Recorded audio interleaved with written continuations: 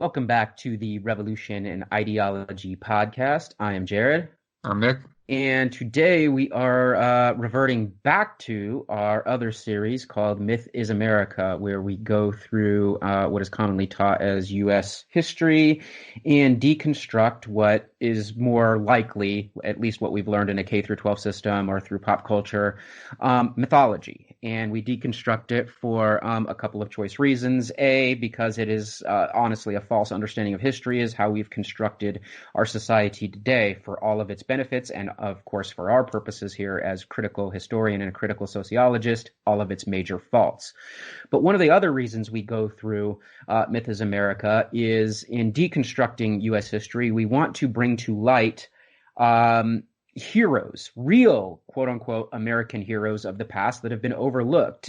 Their faces are not carved into mountains or appearing on our currency or anything along those lines, and yet some might argue they embody a revolutionary or innovative spirit better than those that we have been told to be, that have become our icons or that we've been told to worship or whatever. What are your thoughts on that, Nick? No, yeah, I fully agree. I think that we both became interested in doing this sort of mini series to tell histories that have been traditionally subjugated that, like you said, aren't really taught in our traditional K through 12 American history.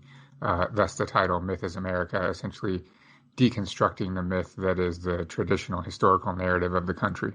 Right. And again, it's meant to be critical of U.S. history and perhaps even the United States to an extent, but also then provide an alternative history that presents individuals or events or actions that actually do embody some of the ideals that we say we do. Like there's definitely some hypocrisy in the way history is presented, especially when we omit certain events, ideas, create half-truths, and sometimes manufacture entire events. But anyway, that's Myth is America in a nutshell. And since it's been so long since we've done an episode on Myth is America, we felt compelled to probably explain a little bit what Myth is America presents. It is meant to challenge the ethically constitutive story of the United States in a nutshell.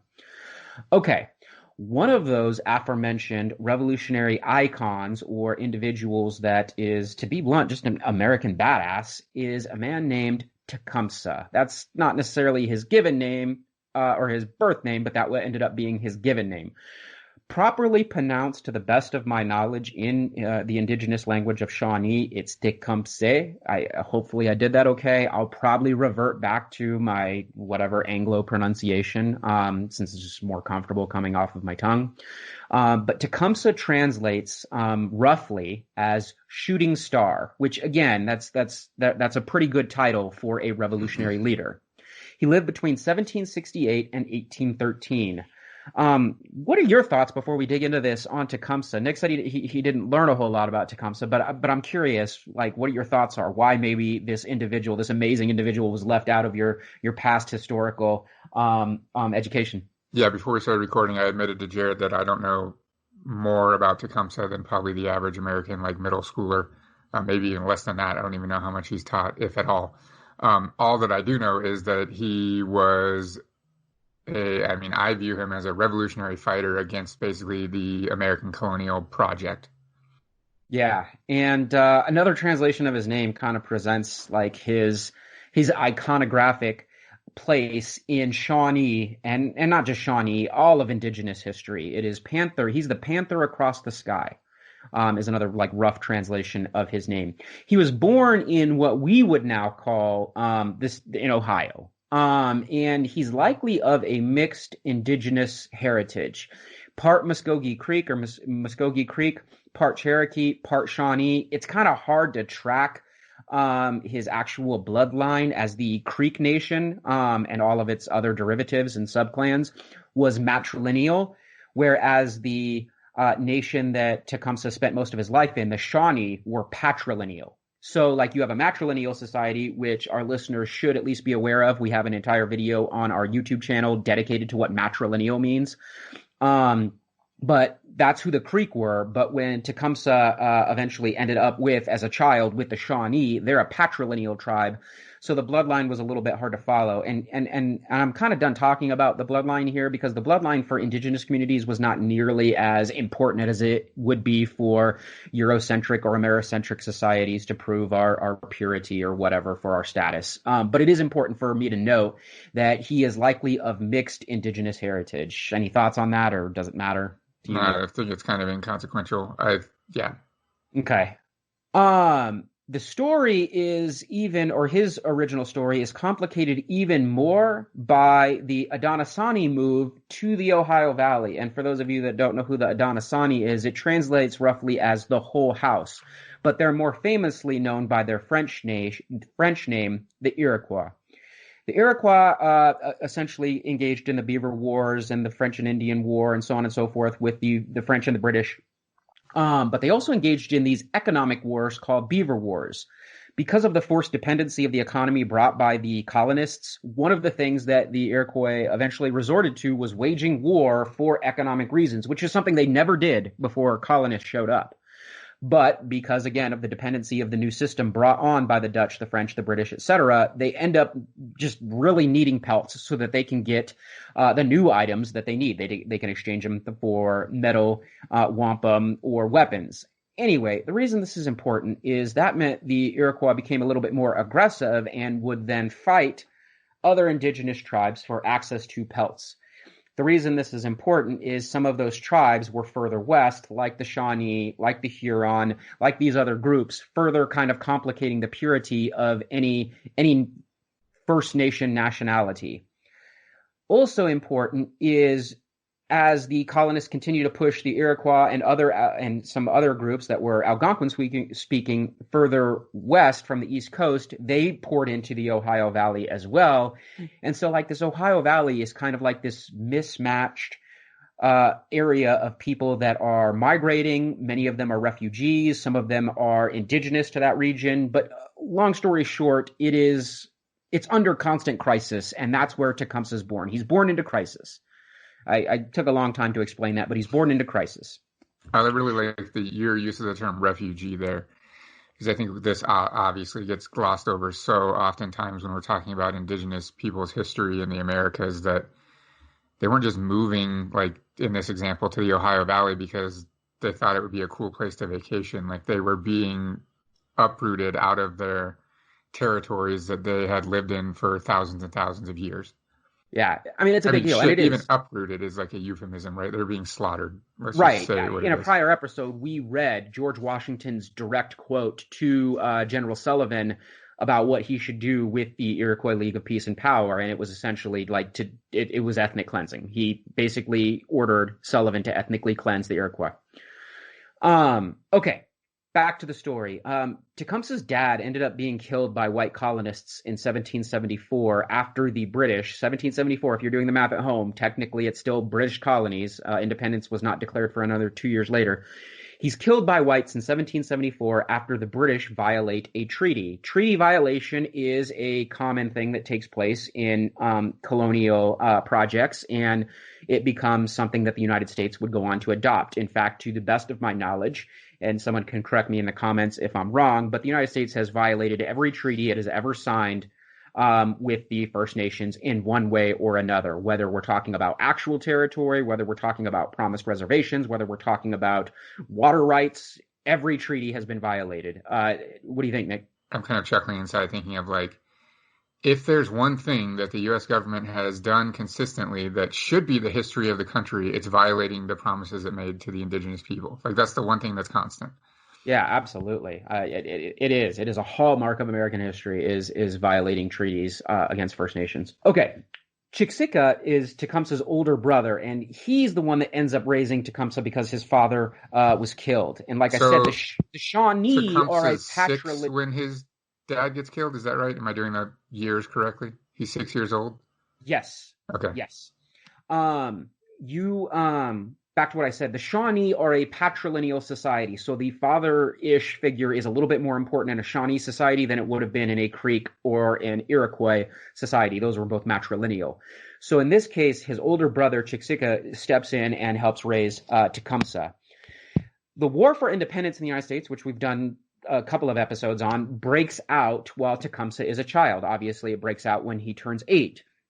The Shawnee Nation, his nation that he's now living among, chose the lesser of the two evils in this case. And there's more than two evils. The fight is actually more than just the American colonists against the British. We know the French show up. Again, we've done entire episodes on this. But for our purposes here, the Shawnee chose the lesser of evils, and in this case, it is the British. That coming out of my mouth makes me want to choke. Because the British, as we've talked about on this podcast numerous times in their colonial projects, were arguably the most aggressive, the most invasive of any of the other colonizers. And that's saying something when you're competing with the French and the Dutch and the Spanish and whoever else of the world, that the British are the most aggressive and militant in their colonial endeavors. And yet, the Shawnee choose the British over the Americans. What does that mean the Americans are going to be? What are your thoughts? They're atrocious. Obviously, they're ridiculous. Okay. He is raised in a town that I can never properly pronounce. Chillicothe. It's whatever. I cannot pronounce it. My apologies to all listeners. But he's raised in this village until a new Kentucky militia, it is named the Kentucky Militia, enters into this village and just lays it to the ground, destroys it, burns it. And he flees to another town called Kispoko. Again, this is as a child. This is what he's being raised in, ages 6, 7, 8, 9, 10, 11. But George Rogers Clark destroyed that village too in 1780.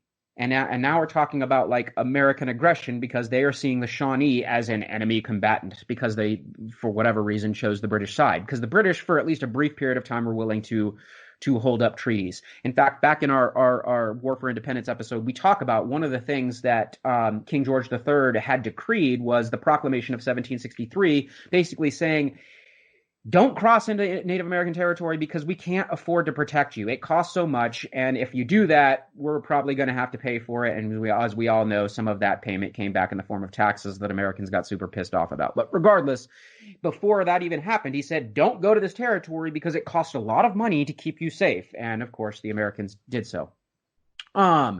Anyway, by 1780, that's 17 years later, the Americans are at war with England, and they are proceeding into this territory.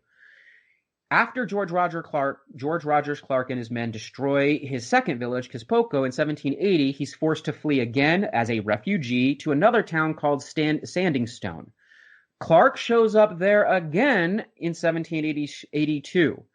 And a quote from the era from a man named Wallace says, "A fire spreading over the hill and valley consumed the race of dark souls." That's a colonial mindset. But essentially, this is how Clark left these villages. He left them as a quote, unquote, "a fire spreading over the hill and valley, consuming the race of dark souls." What do you think of that quote by Wallace? I mean, it just gives us an insight into the atrocities being committed, obviously at the expense of the indigenous people, by the whites at the time. By 1783, at the age of 15 now, he began attacking settler flatboats used to colonize the Ohio River that were coming down from Pennsylvania. Again, so by 15, he's got no choice. He's old enough, he's probably strong enough that he will become a resistance fighter, resisting the colonial measures of the United States.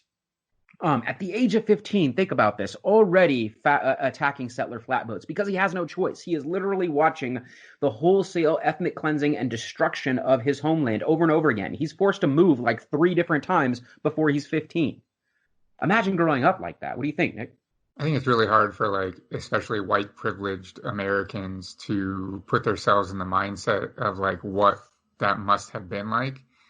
We try to think this 15-year-old kid is attacking these settlers. They're just out trying to make a life for themselves. But no, absolutely not. You have to understand that all white people are terrible people if you're looking at it from the perspective of the indigenous peoples that are experiencing this at the time. There's no that's a good white person and that's a bad white person and we'll let these people through because they're just trying to make a life for themselves. They're coming in and taking your land.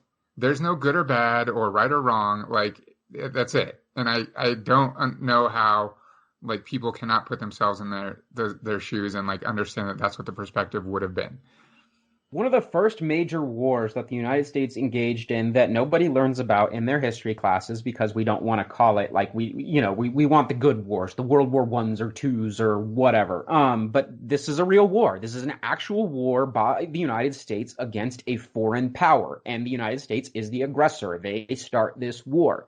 It is called the Northwest Indian War, and it's led by, of course, Henry Knox, and it's against the Wabash Confederacy. That's another confederacy of indigenous peoples, and their refugees that they had adopted during their formative years. Again, real quick, before I even get into this, the Northwest Indian War, just thinking about a society obsessed with war, like the United States is. Again, we learn about the War for Independence, we learn about the Civil War, we learn about World War I and World War II, and it kind of tails off there. If you're lucky, you get a little Vietnam War, but that's not popular because the United States was again the aggressive belligerent, and they lost. But regardless, how do so many of these American wars fall off a narrative that honestly glorifies war like almost no other culture currently, or even maybe before it? And that's saying something because we got like Roman empires and British empires and stuff like that. The Northwest Indian War is one of those wars that Americans never even learn about. What do you think, Nick? How does this get left out of the American narrative? I actually think that so much from this very specific period, other than like the Revolutionary War for Independence and like the Constitutional Convention, etc. But like what's going on, I was about to use the term frontier and then I would have like thrown it in my mouth a little bit. What's going on like to the West during this time, I think it's just glossed over wholesale. Because it is the story of genocide and colonization and the attempted eradication of the indigenous people that were already here. So it's no surprise that this war, too, is left out.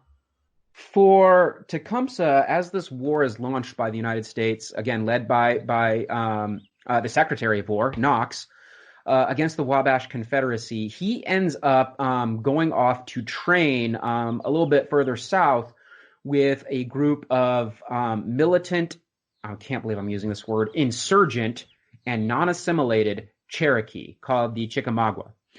This is important because a lot of the Cherokee Nation, and I don't know how to say this lightly, a lot of them did try to assimilate in ways to like Anglo culture in those years. Some of them even actually held slaves, but there were also a group of Cherokee, a lot of Cherokee that chose not to assimilate and to continue to fight for their way of life against the Anglo or the American way of life. And the Chickamauga are some of those Cherokee. He went to go train with them. These are some badass revolutionary fighters. He ends up breaking his leg during this time period, and he kind of limped for like the rest of his life, but he broke his leg during this training. He actually fell. And he stayed down there with these Chickamauga for 2 years. With the badass heroic warrior named Dragging Canoe. I'm not going to go through his history, but he is like a badass, like just Cherokee warrior that is willing to just lay everything on the line to protect like his people, his way of life, all of those types of things. He trains with him. That's also a dope name. Dragging Canoe, I know. Yeah. Chickamauga, his brother that raised him, ends up being killed in Tennessee in 1792. So he's lost his dad, he's lost his brother, he's lost 3 villages. He's seeing this unrelenting war by the United States as it continues to push further west. And he just it's devastating. He ends up fighting at a battle that we actually did in a prior episode. I actually forget which episode it is, but we talked about the Battle of Fallen Timbers in 1794. And that is a quote unquote U.S. victory over indigenous forces, but he refused. He was at that battle, but he refused to sign the quote unquote treaty that was signed afterwards. And I say quote unquote treaty, it's a real treaty. It's called the Treaty of Greenville.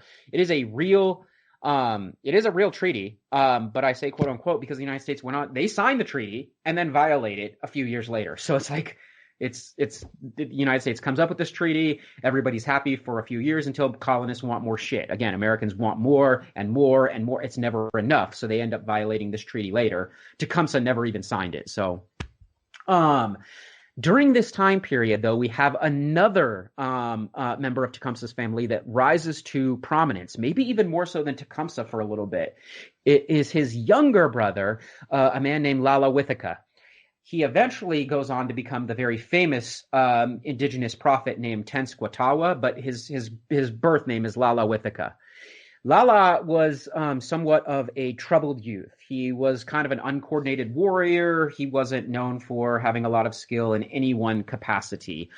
He even lost his eye when he shot it out with an arrow, basically. It was an accident as a kid, so he had one eye for most of his life.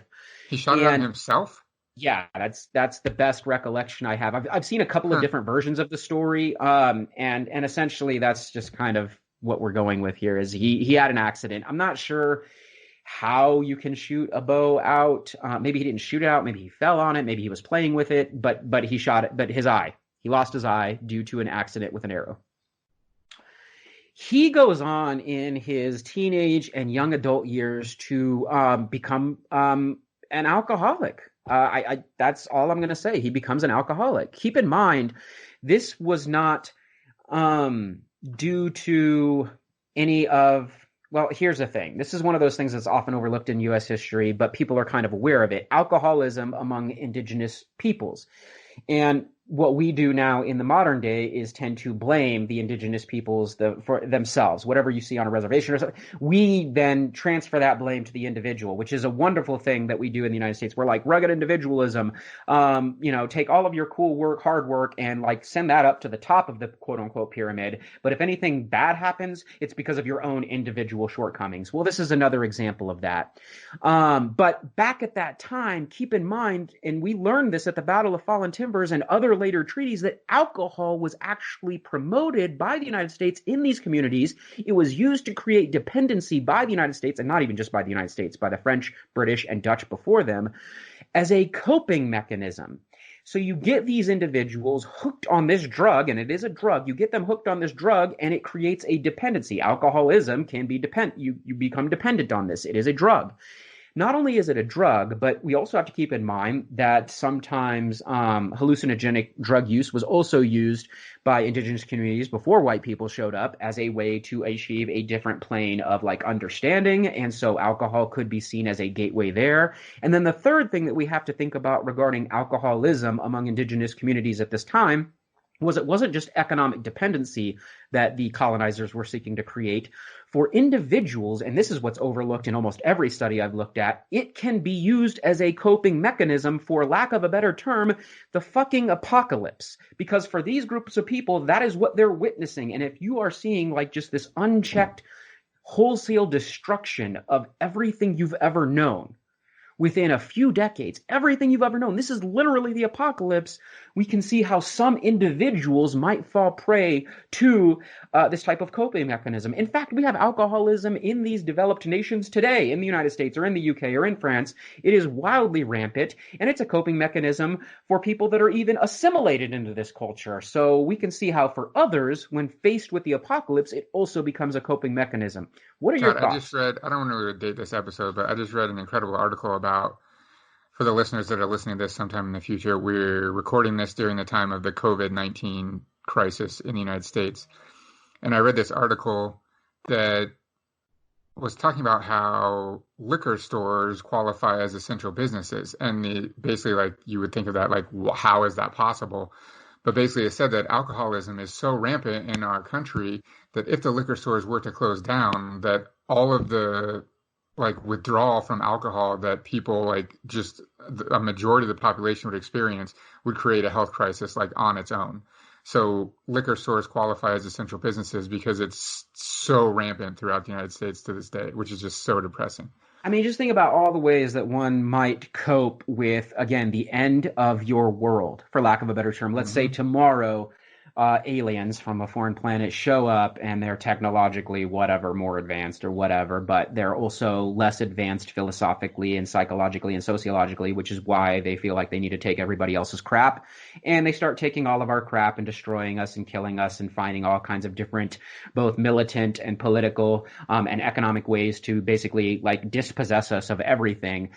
how might you cope? Would you, I don't know, whatever, smoke marijuana? Would you drink? Would you play video games? Would you like hide in your basement? How might you cope?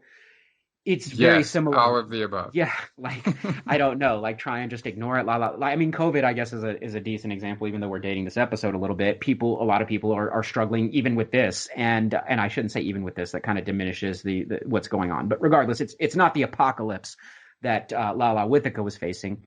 No, I really And like your use of this term in this context when we use it in class and so on, because we like to, both of us are interested in like apocalyptic narratives and what that says about our current society. And like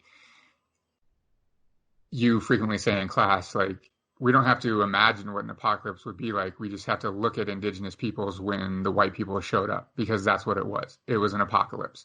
Their absolutely. entire, not only was it an attempt to wipe out their entire population, but to completely destroy their way of life and completely take control of everything that they had known for thousands of years. It's exactly what it was. Compounding, to get back to the story, compounding Lala Withika, Lala's like childhood and then going into adulthood and engagement with alcoholism and stuff.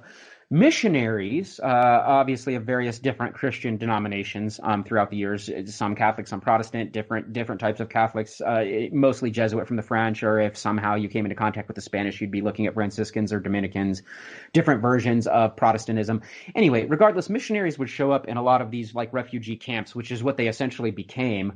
And they would try and provide relief from alcoholism. So in a way, their hearts were kind of in the right place, but rather they would replace the alcoholism with another ism. In this case, their religious ism. In this case, their brand of Christianity. And there were different types, right? And so the reason I mention this is Lala Withika would have had access to some of this missionary information. And keep in mind, I already mentioned he's going to become a prophet of sorts. So this is where he might have had access to this information, is the missionaries that would come to these refugee camps and essentially try and save souls.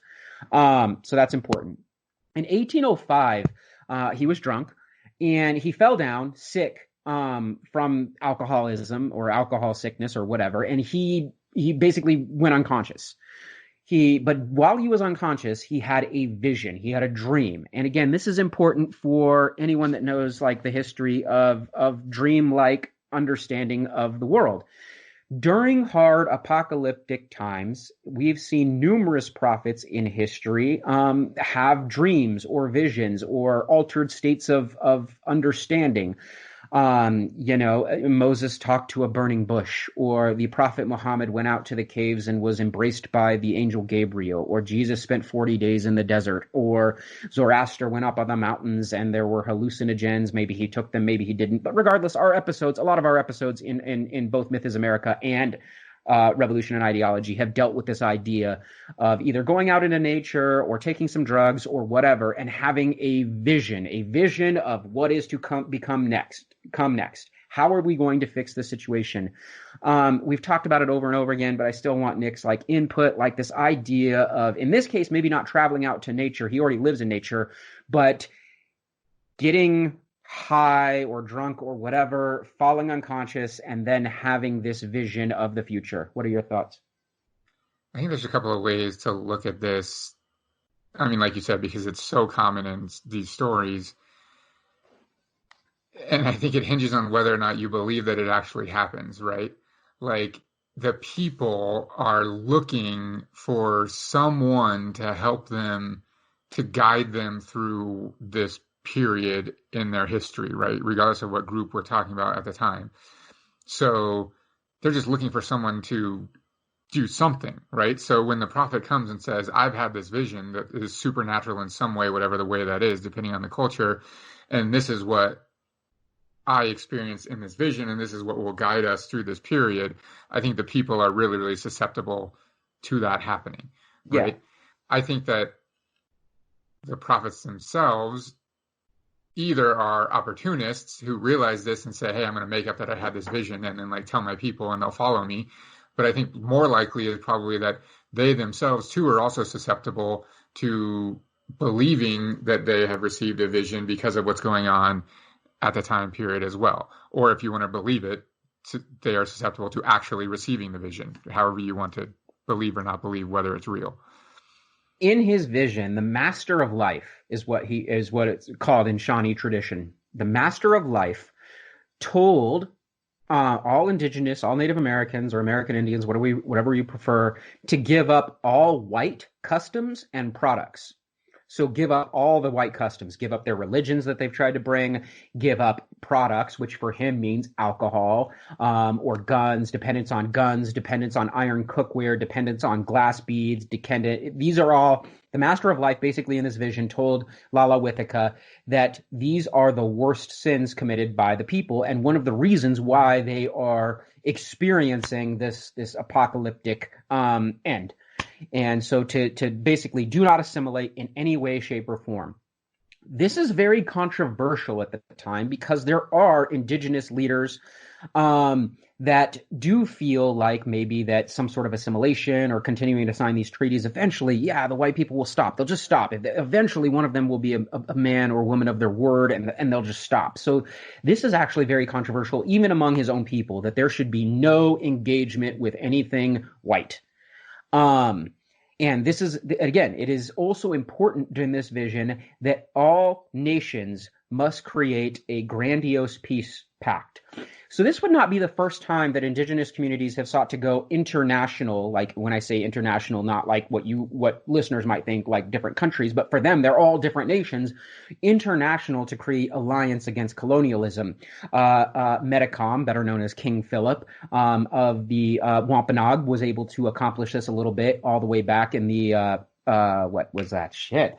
God, I don't even have a date. King Philip's War. Holy crap. Anyway, late 1600s, if I had to guess, maybe, or whatever. Regardless, Metacom was able to accomplish, Pontiac was able to accomplish this a little bit during the War for Independence. So this is not the first time that there's been this like cross-national seeking of creating an alliance, because he understood that it would take all nations to withstand the white aggressors.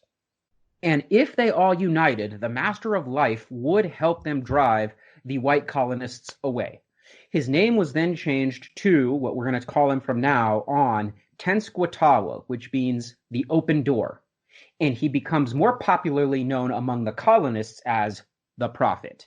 They also recognize his message and see it as somewhat dangerous. Now, regardless of whether he had a real vision or not, as far as a strategy is concerned, this is a great strategy. If you don't want to fall into dependency or continue to get burned by the fake promises of the colonists, stop engaging altogether. Like this is like what we would call like a general like boycott of everything white. And this is how you make change. What do you think for social change? Yeah, I mean, it's definitely one of the strategies. I think we know that it doesn't end up working for the indigenous peoples, but it's definitely a possibility. His fame, as his stories began to spread from Ohio, both north, south, west as well, his fame attracts many followers. And a rivalry develops in his own people because one of the other Shawnee leaders was a man named Blackhoof.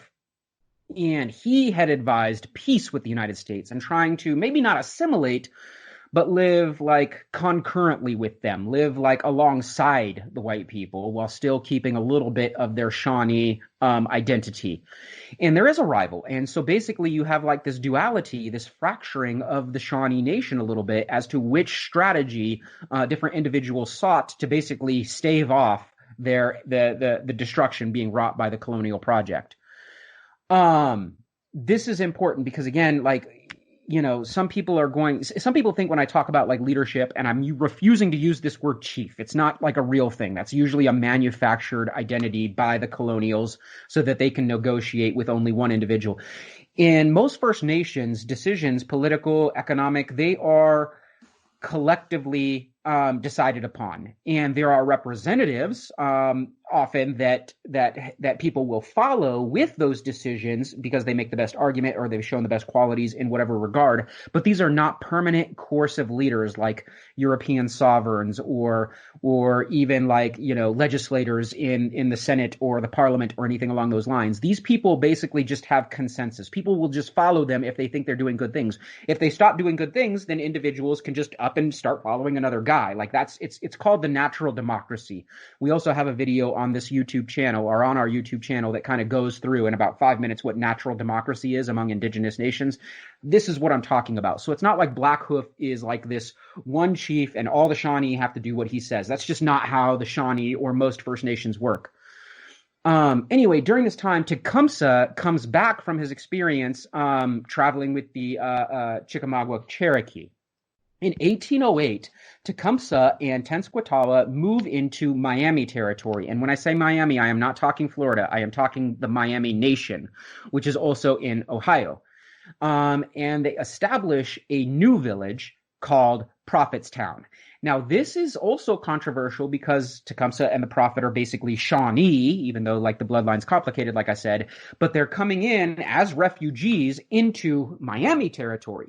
And they're basically just set up shop without really engaging in how they're going to work with the Miami. So Little Turtle was one of the like leaders of the Miami, and he wasn't thrilled about the setting up of Prophetstown. Little Turtle has a very rich history, and I brought him up in a prior episode of resistance against the American advances.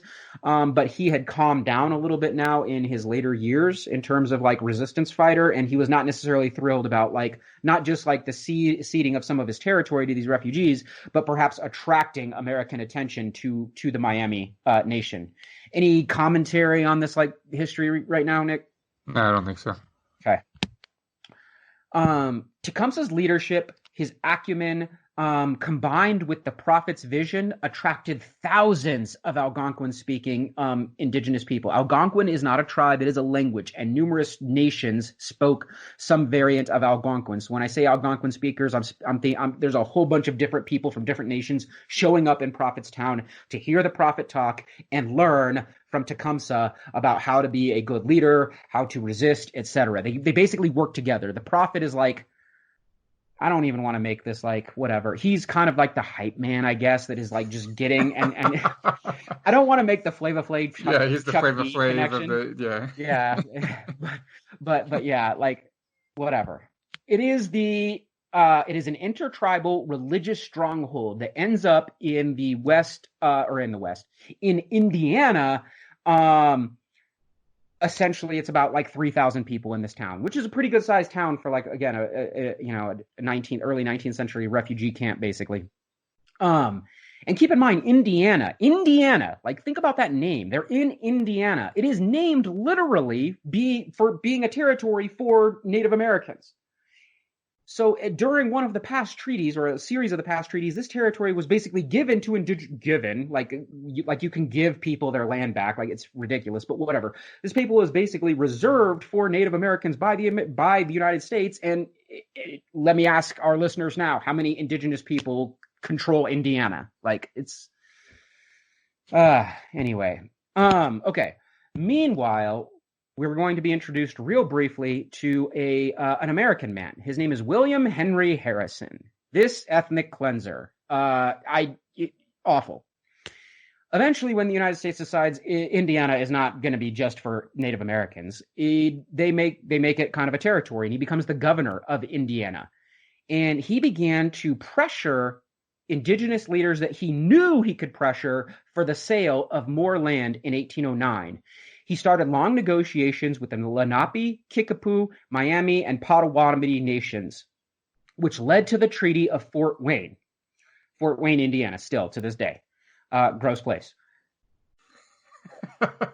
It is. I mean, the whole part of Midwest right there is like the armpit of America. Anyway, you just offended all of our listeners in Fort Wayne. Yeah, I'm sure we have like none. Okay. Anyway, he goes on to violate and overwrite the Treaty of Greenville. So I told you back in 1794, there's this Treaty of Greenville. Well, here we are in 1808. What is that, 14 years? No, it's more than that. I can't do math. Yeah, it is 14 years. Yeah, 14 years. They overwrite the Treaty of Greenville, and 3 million acres are ceded to the United States in Indiana. Tecumseh is furious. He echoes all of the Native American revolutionary leaders of the past. Blue Jacket, Joseph Brant, who I forgot to bring up earlier, but I mentioned him in the War for Independence episode, and even Pontiac. He echoes their thoughts that the indigenous land held by all nations. Indigenous land is held by all nations, and none can be sold without the consent of all. Now, this quote is attributed to numerous other leaders. That's why I brought up other names. No source wants to give credit to any one indigenous. So if you look up, did Tecumseh say this? You'll find yes. Did Blue Jacket say this? Yes. Did Joseph Brant say this? Yes. Does not matter. The sentiment is the same. Indigenous land is held by all nations, and none of it can be sold without the consent of all of them. That's the natural democracy. What do you think of that? It also demonstrates their relationship to the land, where it's much different than the concept of private property and individual ownership that is coming from the colonizers. By 1810, Tecumseh has gathered more warriors, and they go to meet with William Henry Harrison in Vincennes, Indiana, and they demand to nullify the treaty. He, of course, rejects this. And basically says there's lots of going back and forth. There's letters written, especially by Harrison, on this topic. I'm not going to go through the letters right now, but he basically asserts the idea that this is technically Miami land and the Miami can sell because all different nations are separate and have separate relations with the United States. Listeners at home, this is clearly borrowed from the British. This is what we call divide and rule. All colonial projects are based on divide and rule. William Henry Harrison, and he's not even that smart, but the ideology he operates under is that if we divide all of these people, it's much easier to conquer and rule over them rather than them have unification and fight us back. And by dealing with each nation individually, Miami or Potawatomi or whoever, we know that we will fracture them slowly but surely. Divide and rule. The meeting itself almost led to the destruction of Vincennes. In fact, I don't know, again, we can rewrite history or an alternative history if Tecumseh and his warriors probably could have just taken it at that moment in time instead of meeting with him. But calmer leaders that were among Tecumseh's men advised peace for now. Now, because let me be blunt. Tecumseh was hot and bothered, and he was ready to lay Vincennes flat, and he could have. But calmer warriors among him advised, let's just see how this plays out and keep it peaceful for now. This action got the attention of the then sitting United States President, James Madison. And we've spent a lot of time in this podcast talking about various James Madison exploits dating back to the War for Independence and the constitutional conventions and stuff. So he needs no introduction here. James Madison now is president, though, and he's the fourth president. He says the safety of the persons and property of this frontier can never be effectually secured but by the breaking up of the combination formed by the Shawnee Prophet of the Wabash. I will repeat this verbatim. James Madison, the safety of the persons and property. Nick just emphasized this. White people have this weird infatuation with their property. It's freaking ridiculous. It's somehow, again, we have people and we have property. They're on the same plane of value. How ludicrous is that? But regardless, the safety of the persons and property of this frontier can never be effectually secured but by the breaking up of the combination formed by the Shawnee Prophet of the Wabash. So in this case, Tenskwatawa has gotten the attention of the President of the United States. Thoughts? Yeah, the fact that this is not included in the historical narrative is just, it doesn't shock me, obviously, but it's just ridiculous. A PanIndian Campaign of 1811 basically travels up and down the frontier looking to recruit a mass resistance movement, and it is led by Tecumseh. He is going to try and take the prophet's words and make them reality. He is going to unite up and down the border-ish between the First Nations and the United States, try and unite all First Nations. And he goes on this campaign in 1811, basically riding up and down and Nick almost choked on the word, frontier, basically trying to unite all of these groups. Now, he goes, of note, to visit the quote-unquote 5 civilized tribes. We'll talk about them in a future episode in a little bit more depth. They are called the five civilized tribes, not because they dubbed themselves that, but because Englishmen, Spaniards, and later on Americans had assimilated parts of these tribes, and I'd mentioned the Cherokee as one example, to in some ways act white, use currency, in extreme cases like some Cherokee or some Creek even hold slaves themselves. Like they had many adopted white names, many adopted Christianity as like their religion. They had become quote unquote civilized in terms of the colonial endeavor, which is ironic that eventually they were never going to still be accepted by the white culture. For those of you that know where we're going with this, eventually it is these five tribes that end up being on the forced march called the Trail of Tears. So even assimilating a little bit was never going to be enough. But regardless, back in 1811, that is the path some of them chose. Tecumseh goes to try and recruit them, and he basically says you can either choose like whatever to fight back, or you could choose outright assimilation, but you can't have both. You can't be wish-washy on this.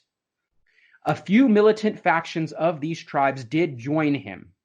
The reason that's important is because when Andrew Jackson shows up later to actually, well, he doesn't personally show, well, actually he kind of does, but anyway. But when the Trail of Tears begins, one of the reasons he cites for basically ethnically cleansing the American South of these tribes is that they didn't kill Tecumseh when he came to recruit them. Like he remembered that. Like it's absolutely ludicrous.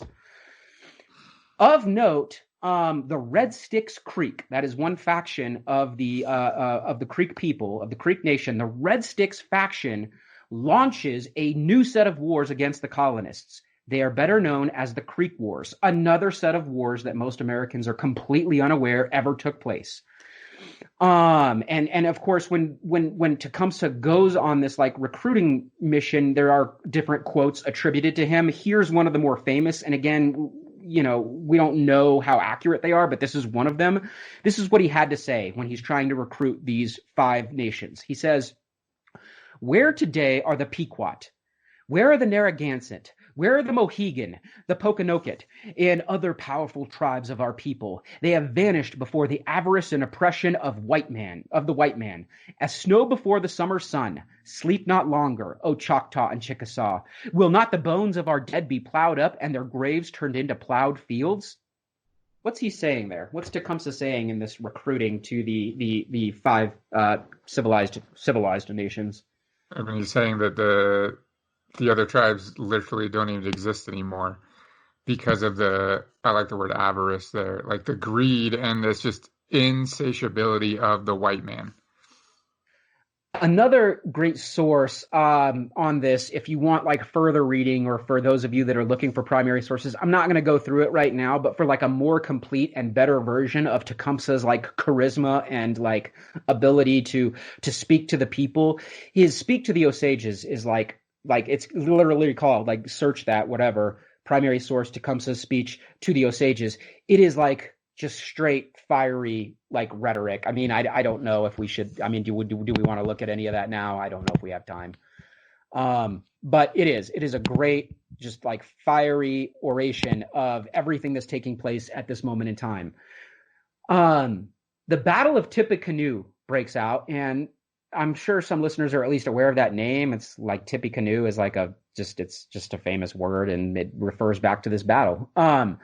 While Tecumseh was gone, so Tecumseh's gone on like recruiting like the five civilized tribes. Clearly, as I just mentioned in that primary source, he's trying to recruit the Osages. While he's gone, William Henry Harrison sees this as an opportunity. He knows Tecumseh's gone, and he knows it's just Tenskwatawa hanging out back in Prophetstown.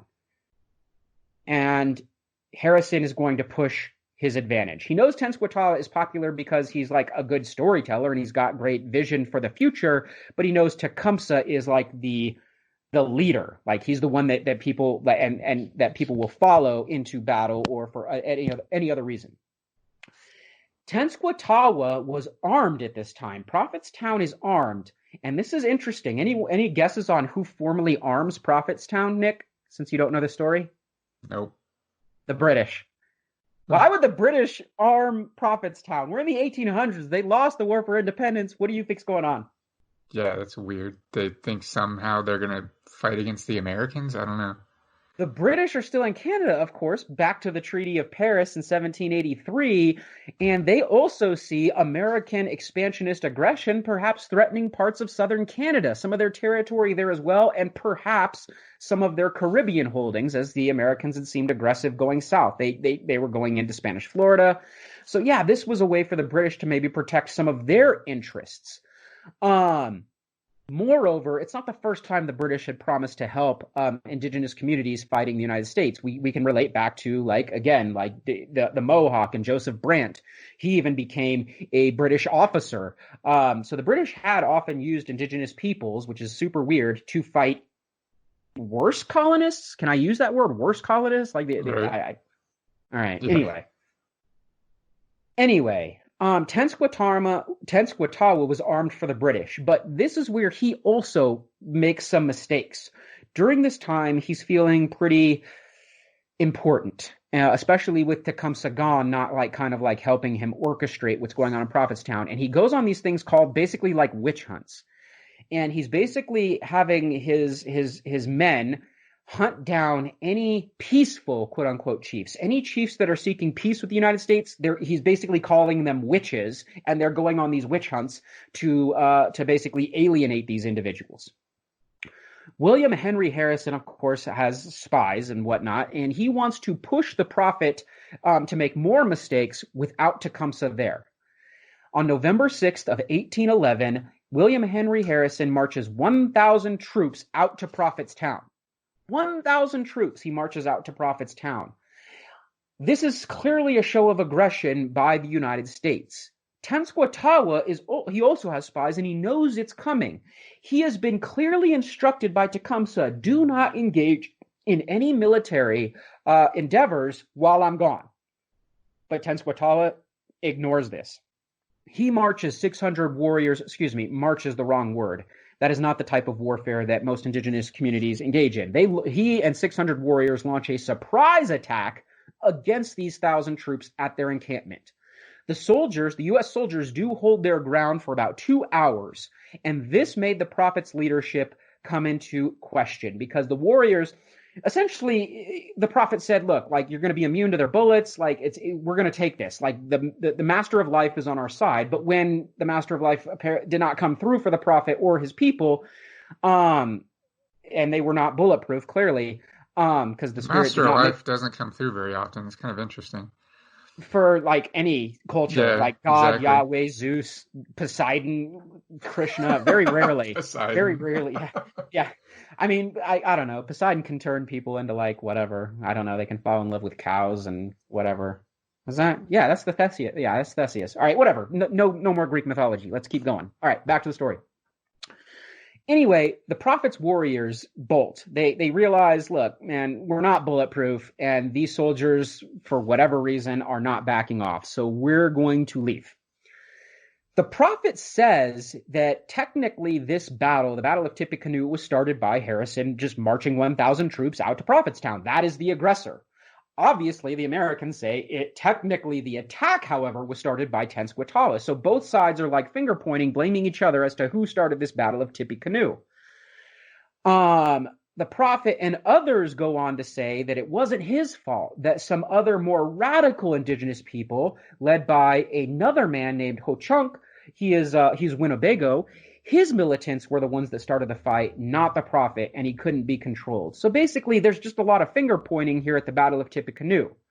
Harrison knew Tecumseh was gone, though, so why would you march 1,000 troops out to Prophetstown if you weren't intending to fight? You could just march out there with some emissaries and a couple of gift baskets if all you want to do is talk, but you marched out there with troops. Yeah, you clearly had specific intentions. Another source on this comes from the warrior Shaboni, and he said that the battle, and I quote, the Battle of Tippecanoe was the work of white men who came from Canada and urged us to make war. So now this warrior is saying it's not the prophet, it's not Harrison, it's the British that wanted us to fight. That's essentially what he's saying. They're the ones that told us, hey, fight for your land or you're never going to have it again.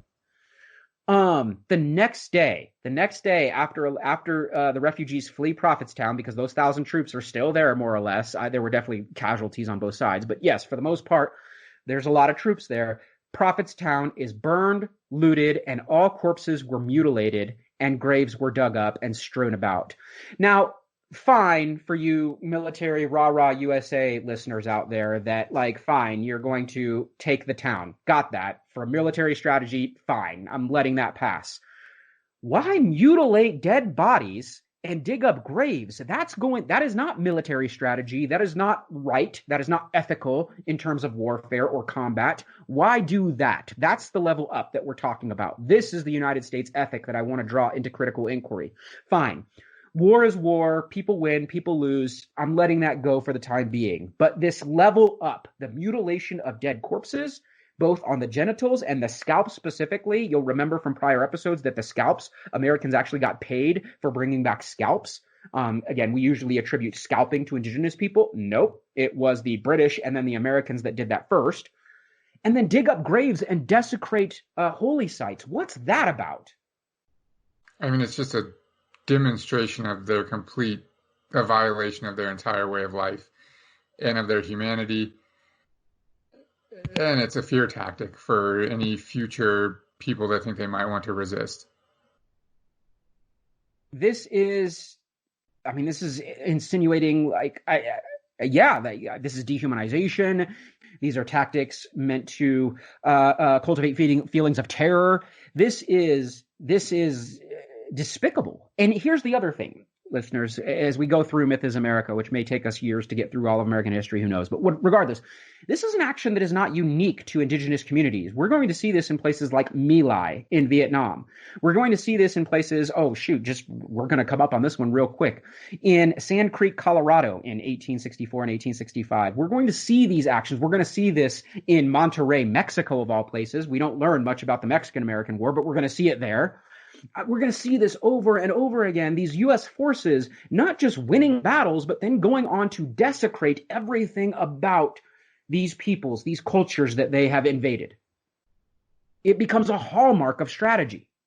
Tecumseh, hearing upon this, obviously he's well connected, even in the 1800s, he is furious. He's furious at the whole situation. He's furious at his brother. He's furious at, obviously, William Henry Harrison.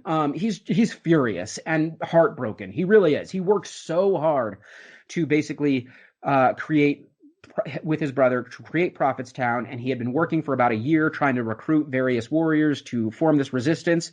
And basically, because of the poor choices of everybody involved at Tippecanoe, all of his work basically just fell on his lap. This occurrence merges into a new war that most U.S. listeners are aware of, although very rarely taught much about, but at least they're taught of it, the War of 1812.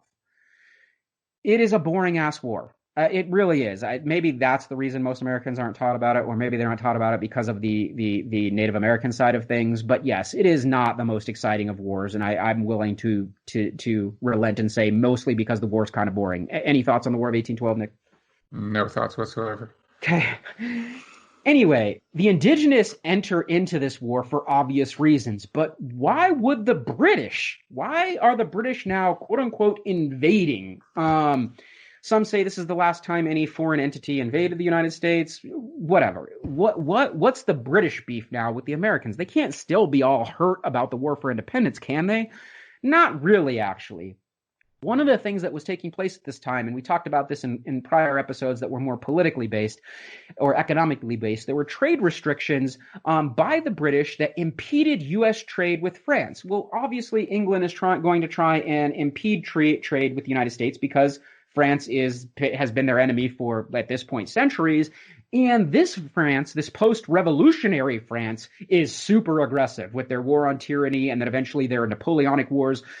They don't want to help them economically at all because France is literally trying to take over Europe. Depending on your perspective, they would say they're not trying to take over Europe. They're trying to liberate Europe. But regardless, if you're not French, you think France is trying to take over Europe. Further, the British are impressing U.S. sailors into the Royal Navy. This is clear, and the British have to be blamed for. They're taking another country, a country they recognized back in the Treaty of Paris in 1783. They're taking their sailors and basically putting them into the Royal Navy to fight in places like the Caribbean. British also supported, obviously, Indigenous heroes. This upset the United States. The United States was well aware that the British were supporting people like Tecumseh or Tenskwatawa, or before them, Joseph Brant. And often forgotten is the United States, low-key, was trying to annex Canada. They thought if they won this war handily enough that they are going to have Canada and its major trade centers like Quebec City and Montreal. And to lesser extents, because they weren't as big, Ottawa, Toronto, etc.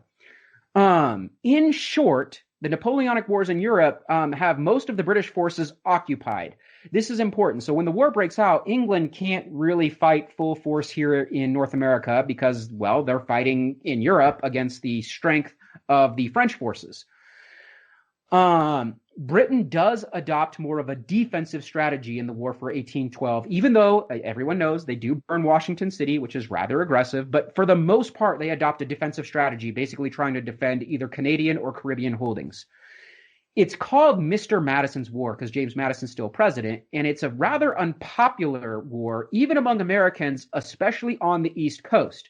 Why would East Coast Americans kind of hate the War of 1812? Nick? Because they don't care about what's going on in the other parts of the whatever. I was going to say frontier again, but they don't care. Yeah, they're interested in making money, and that's what they do. Yeah, if you're a rich New England rich New England banker or land speculator or merchant or whatever, you don't care about the plight of poor, mostly immigrant colonists out west, because that's what they were, Scots, Irish, or German, or Quaker, or whatever. You don't care about them.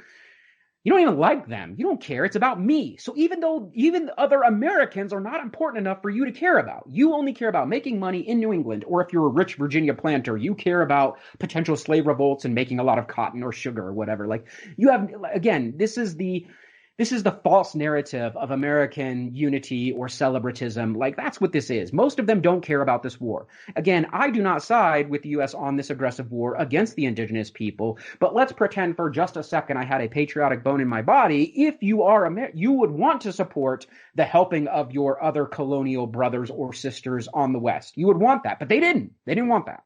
Well, it also shows the lack of nationalism and patriotism that existed at the time compared to what exists now, as an example. Right. As far as Tecumseh, because this episode's really about him regarding this war, he does engage in some of the big battles at the time. The big one being the Siege of Detroit, literally like Detroit, our Detroit. He joined British Major General Sir Isaac Brock. So his forces join up with British forces, and they siege Detroit, and they win. They force Detroit's surrender on August of 1812, which is, how did he do it? It was his strategy of deception, not the British, but the Native American strategy of deception that won the day. What they would do is hide in the woods outside of Detroit, and they would continue to march warriors and soldiers in and out of the woods and then go back and hide in the woods. So it made their forces look about 2 to 3 times bigger than they actually had. So they would they'd keep circling around the same troops. And again, this is the 1800s. You don't know any better. So you're just seeing more and more troops show up outside and on different parts. And it basically looks like all of Detroit is surrounded, and Detroit freaks out and surrenders. It's actually super good strategy and a rather more peaceful way to win a battle than what would be coming later.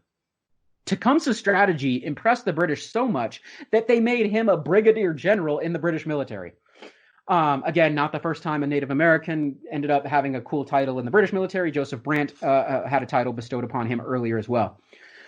Unfortunately, Detroit ends up back in American hands in 1813 after Commodore Perry's victory on Lake Erie, kind of a naval battle. Yes, that Commodore Perry, for listeners at home that know, he's eventually the dude that shows up in Japan of all places and kind of like, hey, knock, knock, let us in. Referencing the History of Japan video that I'm sure everybody's watched because it is funny. Anyway, that Commodore Perry, he's the one that shows up and wins this Detroit back for the Americans. Another battle is called the Siege of Fort Meigs. On 1813, 1,000 British warriors and 1.2 thousand warriors led by Tecumseh and the Wyandot leader named Roundhead attacked are attacked in Ohio. There are heavy U.S. casualties. Again, even though they now know about indigenous guerrilla warfare, they're not. The U.S. is actually kind of weirdly ill-equipped to deal with it in some cases, but they do hold the fort. Major General Proctor, a British major general, and Tecumseh begin to disagree on the treatment of prisoners, U.S. prisoners that they have captured. So essentially, Tecumseh says, look, man, like, we've got these prisoners, and yes, I'm no big fan of the Americans, but you cannot treat them the way you're treating them, homie. And so Proctor says, well, they're prisoners of war, and who cares? I've got to worry about my own troops and feed them and clothe them and whatever. And Tecumseh's like, dude, what's going on here? And eventually Proctor and Tecumseh, like, they stop seeing eye to eye on certain things. This culminates in the apex of our story, the Battle of the Thames, or the Thames, depending on, I guess, your pronunciation. The Thames in England. It's not the one in England, but yes. The Battle of the Thames or the Battle of the Thames. 1813. Proctor and Tecumseh's dispute boils over to having, like, disparate tactics and goals at this battle. They are clearly different. Proctor's forces failed to appear where they were supposed to, where they had agreed to meet Tecumseh's forces at Chatham, all the way up in Canada. He had promised Tecumseh his soldiers would be there. He does not show up. So Tecumseh's forces, who are going to make a stand there, are forced to retreat to Moraviantown. U.S. ends up attacking his poor defenses because he didn't have time to set up anything there because he didn't plan on being there. And at this attack, Tecumseh is shot in the chest and he dies. Everyone, I mean everyone and their brother who was in the American military at the time, and even some people that weren't even at that battle, claimed to be the one to kill Tecumseh. Everyone claimed to be the one that actually shot Tecumseh. So we have no idea who really shot him. Again, listeners, you can look it up, Google it, whatever. You'll see different stories from different sides that are really compelling, but it is somewhat of, I guess, a mystery. Here's a good quote from the time. Our lives are in the hands of the Great Spirit. We're determined to defend our lands, and if it be his will, we wish to leave our bones upon them. Essentially, that's Tecumseh essentially saying, like, man, this is fate, and this is where I'm meant to be. Like, this is, I died doing what I deserve, or what I should have been doing. His legacy, I can't even explain his legacy. In terms of indigenous legacy, he is the symbol of indigenous freedom fighting and revolutionary tactics against the United States. He is the symbol. Like, Joseph Brandt's pretty big, Pontiac's pretty big, Metacom or King Philip's pretty big, and later leaders that we have not talked about yet, like Geronimo or Crazy Horse. I don't know if he can compete with Crazy Horse, but Tecumseh's like right up there. In terms, Tupac Amaru down in like Peru, he's up there with like these just massive resistance, indigenous resistance symbols. Any thoughts, Nick, in the symbolism of Tecumseh? I mean, here's the embarrassing part too. Like, before I let Nick talk, his name is even adopted by like leaders like William Tecumseh Sherman. That's his legacy. There's streets named after him everywhere. I mean, this is how we remember the guy. Yeah, you threw me off with the William Sherman bullshit, but yeah. William Sherman is a noted Native American killer, and he got that middle name. Like that. Seriously, yeah. I mean, like you said, his legacy is incredibly important for resistance to the white man in indigenous societies, and I think it just goes to like the importance of this revolutionary narrative and sort of the revolutionary hero and the importance that plays in crafting that story. And we've talked about that extensively, I think, both on Revolution and Ideology and in the Myth is America series. Right. Even though Tecumseh is gone, the Creek Wars continue in the South. Tecumseh's allies down in the South, remember the Red Stick faction of the Creeks, they keep fighting. The Battle of Burnt Corn between the Red Sticks and the United States troops results in Mississippi and Georgia militias targeting Creek villages. I want to stress this one more time. We brought it up in prior episodes regarding like expansion originally into the Ohio Valley, but the Mississippi and Georgia militias stop engaging the Red Stick warriors, and rather than engaging them, because that's not going well, they go and find the women, children, and old people in villages and start massacring them, rather than engage in mano-a-mano, manly like combat that we're all taught like these militias are founded upon. No, they take the cowardly route and go target the non-combatants. Thoughts? Yeah, I mean, it's completely ridiculous. It's clearly not taught in the traditional narrative. 4,000 Red Stick warriors and their adopted runaway slaves run to these villages to protect them. Pause. Most Americans are also never taught about this. We have brought it up in prior episodes, but countless runaway slaves sought refuge in places like people are familiar with the Caribbean or Canada, or made their way all the way back to Europe. But most of them that were able to successfully leave found their way into First Nations, especially in the South. So much so, and I might have already brought it up, that an entire nation known as the Black Seminole came into being, which is all former runaway slaves that were adopted into the Seminole Nation of Indigenous peoples. Well, the Seminole weren't the only ones. The Creek would often be the ones helping runaway slaves get to Spanish Florida. Well, and here's some of those runaway slaves. They go to help the indigenous villages and communities that had saved them from the horrors of American slavery. What do you think of that, Nick? Yeah, like you said, often not taught in the traditional history. I want to talk about why it's not taught real briefly, because we'll talk about it in the future as well, but this is a passion project for me. This is, again, divide and rule strategy that actually has a legacy today. Various different peoples of color all have various different plights that they're facing because of systemic racism, whether we're talking indigenous people, African Americans, Latinos, whatever. Here's the thing. What the United States has been able to do by erasing or subjugating this history is to try and erase it from collective memory that all oppressed peoples at times used to work together to challenge the system in power. And by ignoring this, we are ignoring the shared oppression that all of these different peoples felt, but not just that oppression, the shared resistance that they fought in to achieve their goals. Yeah, that's incredibly important. Like you're absolutely right that it creates this sort of, each of these subjugated populations have their own individual story of oppression, and that's true to an extent. But what's intentionally crafted from the white perspective, let's just call it what it is that they are, like you said, they don't have this shared collective story of oppression, which is absolutely the case, because I think it somehow makes the white oppression seem quote unquote better if we don't tell it of the story that they were oppressing every single other population at the same time, and that they came together to resist their oppression, their extermination. I think it's a much different story if we leave that part out. And it individualizes it. It individualizes it for the oppressed. And moreover, like I said, it's not just about the history in this case, people. It's about the here and now. If we all think about our own, it becomes like an oppression Olympics. Whose people were oppressed the most? And then we can't get along on this topic or whatever.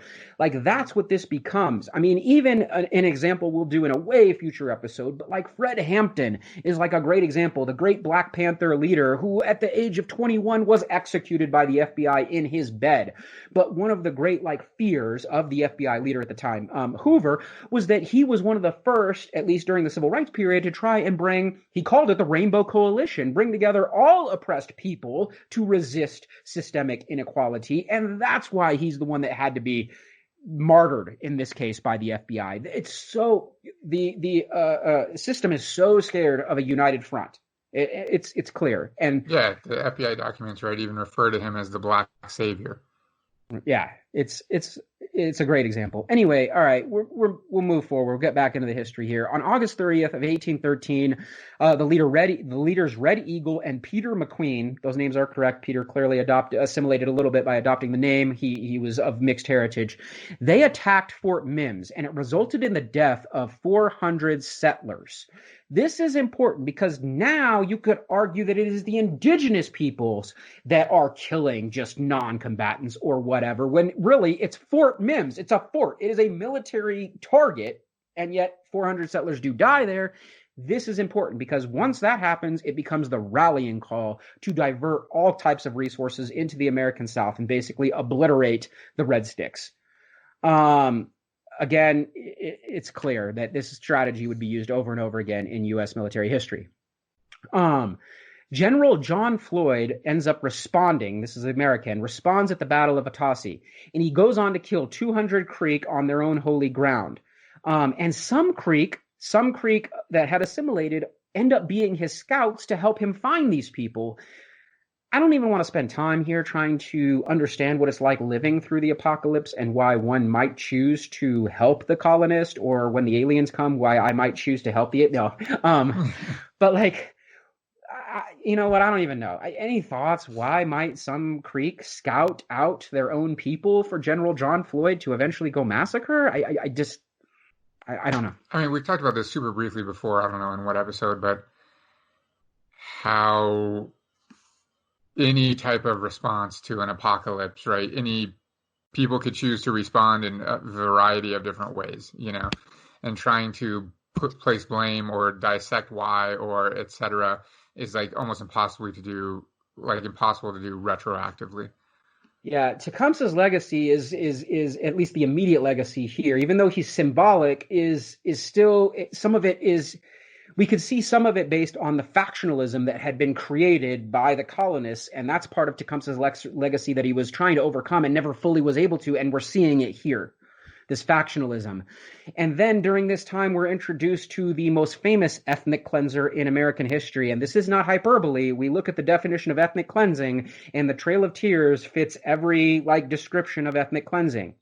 Andrew Jackson. This is where he begins to make a name for himself long before he is president. At this point in time, he comes into the story as a major general in Tennessee, and he has 5,000 troops with him. Originally, and Nick is going to have a field day with this. I don't know that he knew this about good old Andy, but he is originally a land speculator, and that's his vested stake in ethnic cleansing. Thoughts? Yeah, it doesn't surprise me at all. I think we've talked about land speculation as much as we possibly can, and how such a rich history in the domination of the American territories it plays, and exploitation and oppression and genocide and so on. Needless to say, Andrew Jackson's private interest is going to inform his public interest, which again, you can never divorce the two. You can't divorce the two. As much as Americans say you cannot divorce the two. He is going to do whatever it takes with his power now to make sure that he personally profits. He is renowned even at the time for his immense brutality in battles such as the Battle of Talladega and the Battle of Talashachi. I can never pronounce that one. Talashachi. In 1814, Andrew Jackson's forces were boosted with a draft. Cue another issue right here. His forces are boosted with a draft, and the U.S. and influx of U.S. soldiers. So again, he's Major General Tennessee Militia, then U.S. He gets an influx of soldiers, some of them against their will, and he goes on to Horseshoe Bend. He kills 800 of the 1,000 Creeks he runs into with the help of Cherokee scouts now. Another quote from the time, this comes from, this is not from the time, this is from an Indigenous Peoples History of the United States, which is an amazing book written by Ortiz. This is her quote, she says, "Troops fashioned reins for their horses' bridles from the skin stripped from the Muskogee bodies." I will repeat that one more time in more plain language, so it's a paraphrase. Andrew Jackson's troops would skin Native American bodies and create horse bridles out of them. What do you think of that, Nick? Just one more example of the lengthy dehumanization and just mutilation and complete disrespect for Indigenous bodies by the colonizers. On August 9th of 1814, they're forced to sign the Treaty of Fort Jackson. Georgia and Alabama, essentially what we know as Georgia and Alabama, are formally ceded to the Americans, and they also force the Creek to sign non-trade agreements. Basically, they're saying you're going to give us this land, and you're no longer allowed to trade with the Spanish or the British. That's forced dependency. The shocked, and I'm using this word intentionally, the shocked Cherokee, Choctaw, Chickasaw, and assimilated Creek leaders thought that they had gotten in enough with the whites. This is important. This treaty, the Treaty of Fort Jackson, is a shock to all of the 5 civilized tribes, to be blunt. They thought that they had assimilated enough or had promoted peace enough or had worked with them enough. I mean, they even worked as scouts to hurt other indigenous people. And yet, this treaty absolutely destroys them, destroys their economy. Absolutely destroys their economy. They too would end up cleansed from the land. Enough is never enough. Andrew Jackson goes on to say the reason he because people called him out on this at the time. Other Americans were like, look, man, some of these Creek and some of these Cherokee, like they were working with us. Like, why are you doing this to them? And Andrew Jackson had this to say: we bleed our enemies in such cases to give them their senses.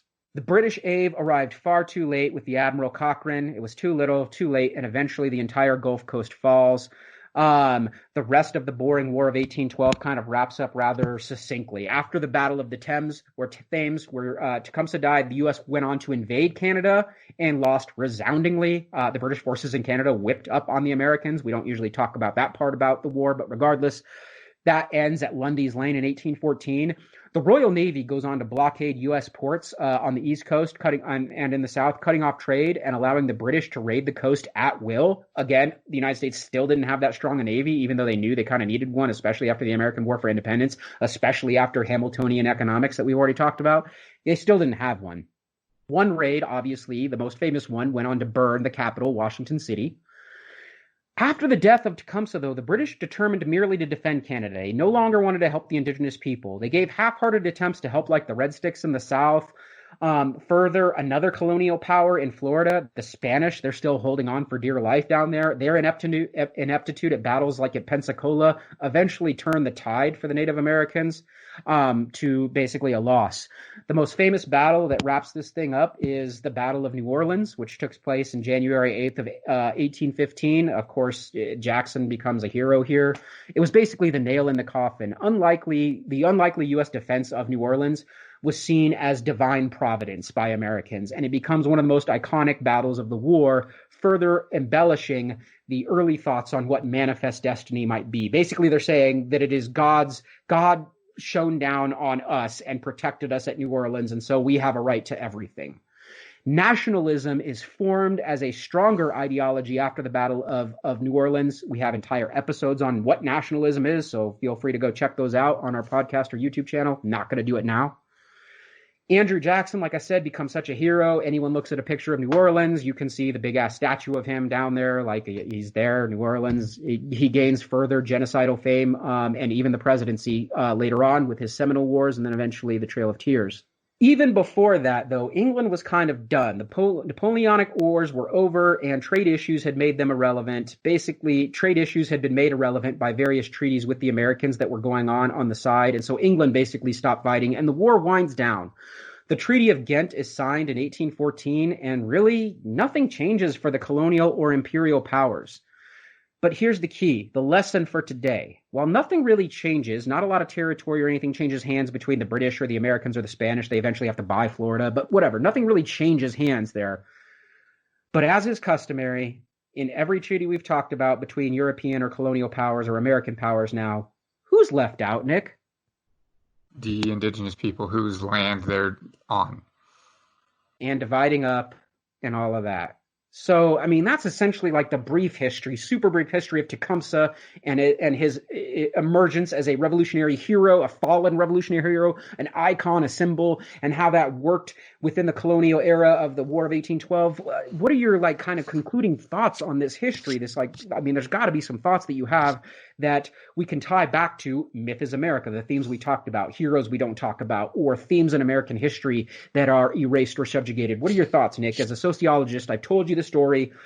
The episode's a little long, but who cares? What are your thoughts? Yeah, I want to use this as an opportunity to talk about really it's like a pandemic that we experience all the time. And I know we both experience it because we've been in the same room together in a classroom or in a meeting when this happens. And it's always from a white dude. And we're always talking about this topic of colonization and the indigenous and like, et cetera. And the comment is always, why didn't they fight back? Bro, there is such a rich history of indigenous people fighting back, fighting for their land violently, violent resistance. And I just cannot stress how much it drives me crazy when people say that. If they cared about their land so much, or if it couldn't have been that bad, why didn't they fight back? Clearly they did. And the fact that these people don't know that it just reflects how much this history is completely erased and completely subjugated and completely overlooked when we're telling this sort of the myth of this period of American history. And this episode, this history that you've just given us, like you said, all too briefly even, is just an example of the rich history of resistance, that no one just laid down and let their entire civilization and their entire way of life be completely eradicated from the face of the earth. They fucking fought back. Okay. The story's done. I don't have anything else. You want to take us home, Nick? I mean, like I said, I mean, this is just more Myth is America. Our next episode will focus a little bit on the colonial context around what we just talked about, from basically Jefferson through Monroe. But we're not doing that now. That deserves all of its own time. So what do you got, Nick? Yep. Catch us online, revolutionandideology.com. Like we've mentioned a couple of times in this episode, we also have a YouTube channel. Just search Revolution and Ideology, where we post all of our episodes and a lot of other videos that we use, like in our online courses and just other random topics that we talk about. So you can subscribe to us there. Basically, what we really, if you enjoy what we do, just suggest, talk to your friends about us and suggest us to them. Leave us a review on whatever podcast app you're listening to this on, or make a comment on the YouTube video to help us get more watches if you're watching this on YouTube. That's it. I'm Nick. I'm Jared. Later.